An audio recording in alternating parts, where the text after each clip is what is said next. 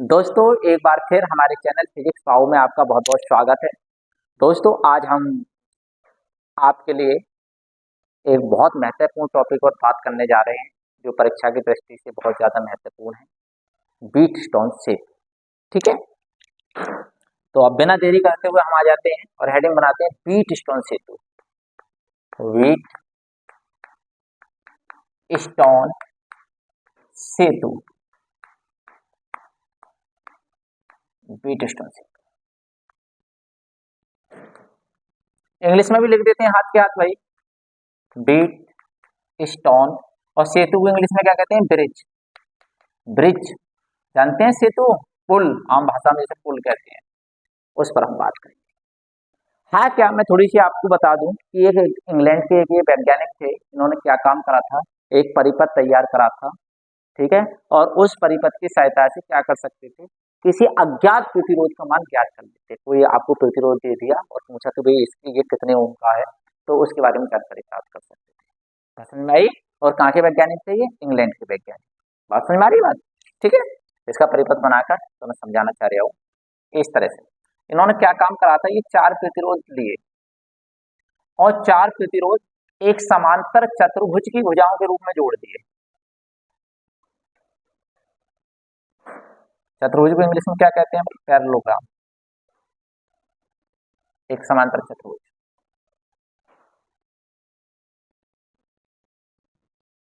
एक समांतर चतुर्भुज, 4 प्रतिरोध। और क्या काम करा, इसके ये जो सिरे हैं, विकर्ण सिरे जो हैं, इनके बीच में क्या काम करा, एक सेल जोड़ दिया और एक क्या काम करा इन्होंने, एक यहाँ कुंजी जोड़ दी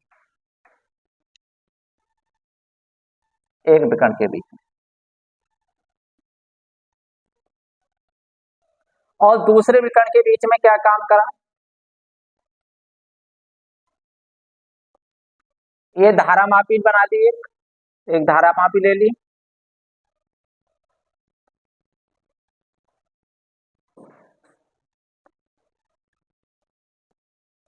और एक दूसरी कुंजी इसके बीच में। इस कुंजी को हम लोग K1 कह रहे हैं, इसे हम K2 कह रहे हैं, ये P है, ये Q है, ये R है, ये S। बस नहीं भाई, और ये सेल जो है इसका नाम हमने E लिख दिया।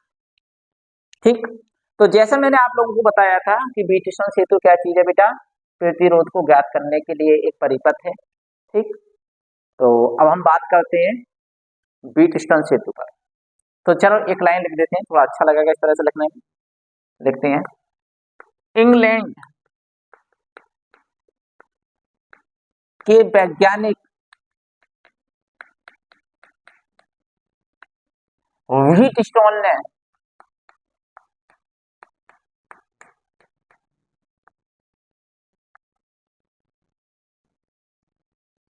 एक ऐसा परिपथ तैयार किया, एक ऐसा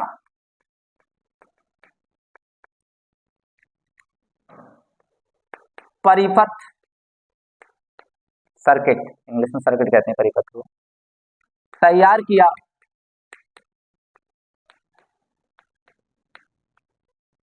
जिसकी सहायता से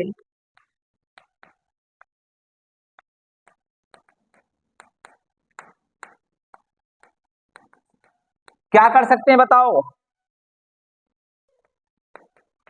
अज्ञात प्रतिरोध का मान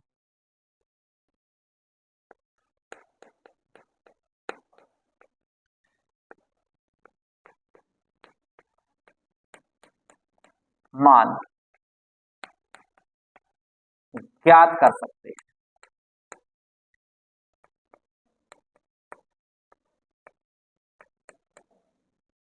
अज्ञात प्रतिरोध का मान ज्ञात कर सकते हैं। बात समझ में आ गई बात? चलो आगे बढ़ते हैं हम लोग। अब बात करते हैं इसकी थोड़ी रचना पर। हेडिंग बना देना आप, ये तो हमने ऊपर लिख दिया है, अब बाद में हेडिंग बनाते हैं रचना। रचना में क्या लिखना है भाई, लिख देंगे आप। इसमें 4 प्रतिरोध P, Q, R by S एक समांतर चतुर्भुज की भुजाओं के रूप में, एक समांतर चतुर्भुज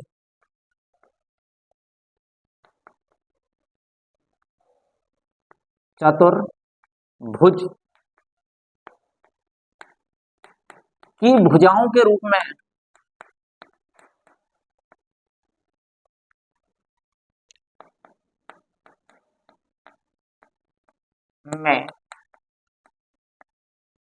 जुड़े रहते हैं।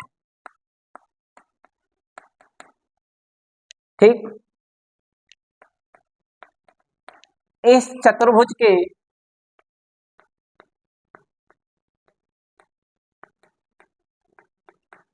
एक विकर्ण के बीच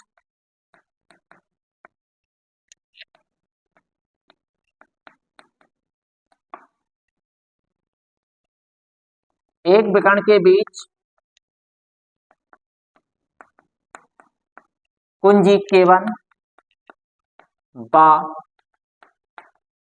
सेल E लगा रहता है और दूसरे विकर्ण के बीच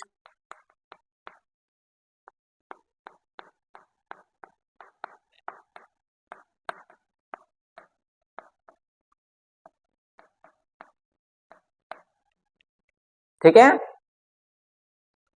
एक विकर्ण के बीच कुंजी K1 व सेल E लगा रहता है, दूसरे विकर्ण के बीच धारा मापी G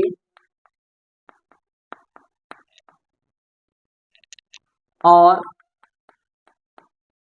कुंजी K2 लगी रहती है।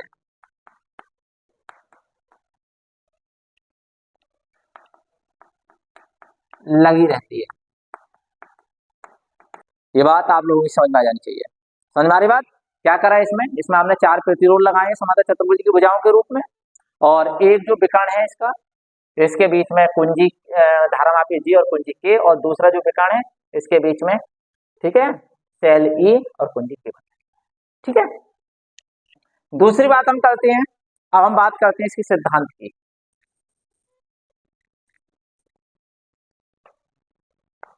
सिद्धांत क्या है साहब इसका? सिद्धांत समझो, हम क्या काम करते हैं, हम इस वाली कुंजी को दबा देते हैं, जब इस वाली कुंजी को दबा देंगे तो सेल से इसमें धारा बहने लगेगी। अब चूंकि इससे यदि मानो धारा आई गई तो इस वाली साइड में कितनी चली जाएगी, I1, और नीचे वाली में कितनी चली जाएगी, I2। ठीक है, और होता क्या है समझो, हम ऐसी स्थिति प्राप्त करना चाहते हैं जिससे क्या होता है कि कुंजी K2 को दबाएं, धारा मापी में कोई विक्षेप ना आए, धारा मापी की सुई में कोई विक्षेप नहीं आना चाहिए। जब कोई विक्षेप नहीं आएगा तो इसका मतलब धारा मापी में यदि मान लो हमने मान लिया कि IG करंट बह रही है, तो IG करंट का मान कितना होना चाहिए, 0। इसमें बहने वाली धारा कितनी हो जाए, 0। मान लिया IG मान नाम की करंट वोल्टेज, तो उसका मान कितना हो जाना चाहिए, 0। इसे दबाने पर जब इसमें 0 होगी धारा, तो ये I1 पूरी की पूरी इधर चली जाएगी, भाई इधर तो बिल्कुल आएगी नहीं। ऐसे I2 बिल्कुल भी ऊपर नहीं जाएगी, पूरी पूरी कहां चली जाएगी, इधर चली जाएगी, चली जाएगी नहीं चली जाएगी।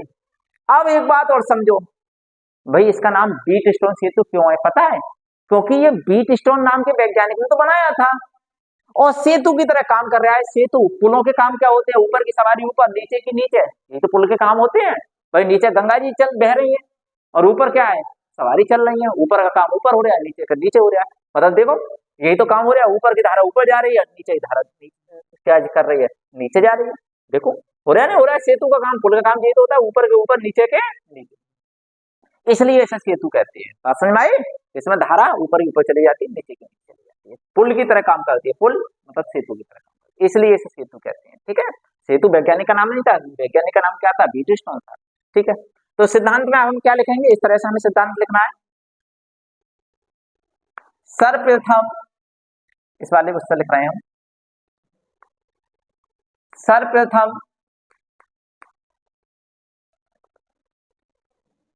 सर्वप्रथम कुंजी K1 को बंद कर देते हैं, जिससे परिपथ में धारा बहने लगती है। धारा बहने लगती है।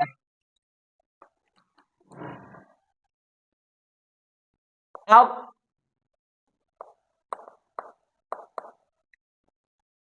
कुंजी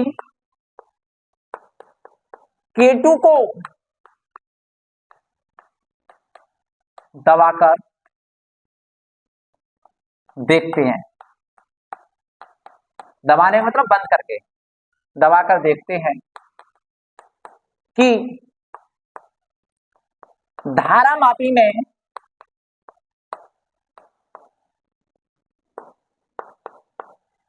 कोई विक्षेप तो नहीं है।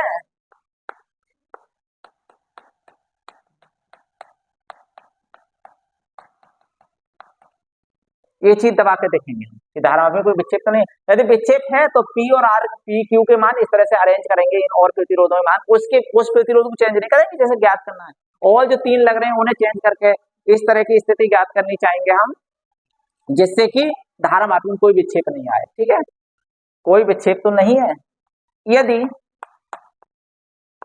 धारा मापी में कोई विक्षेप नहीं है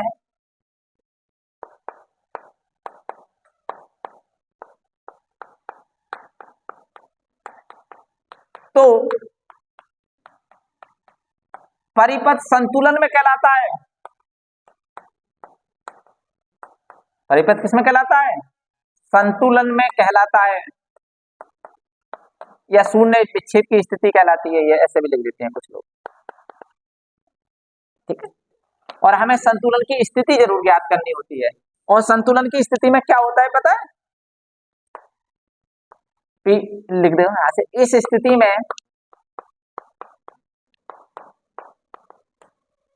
क्या होता है? इस स्थिति में P/Q बराबर R/S। इसमें P का मान पता होता है, R का पता होता है, Q का पता होता है, और S का मान हम क्या कर लेते हैं? तीनों मान लगा देते हैं, चौथा मान हम ज्ञात कर लेते हैं। बात समझ में आई? बात तो क्लियर हो गई? कोई बात तो नहीं है? एक बार 2-3 बार इसे पढ़ोगे आप लोग समझ में आ जाएगी। ये सूत्र उसी समय वैलिड है संतुलन की अवस्था है, और संतुलन की अवस्था कब आएगी? जब धारा मापी में कोई विक्षेप नहीं हो। ध्यान रखना आप। अब नई हेडिंग आती है इसकी, सूत्र की स्थापना। और पेपर में कभी कभी लिख के आता है कि किरचॉफ के दूसरे नियम से सूत्र की स्थापना करें। तो सूत्र की स्थापना, ये हमने हेडिंग डाली। पास बन के लिए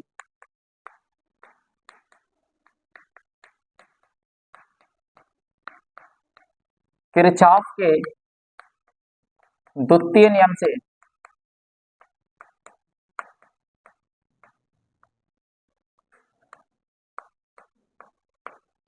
क्या बनेगी कंडीशन बेटा? I1 की गुणा किससे कर दें? P से।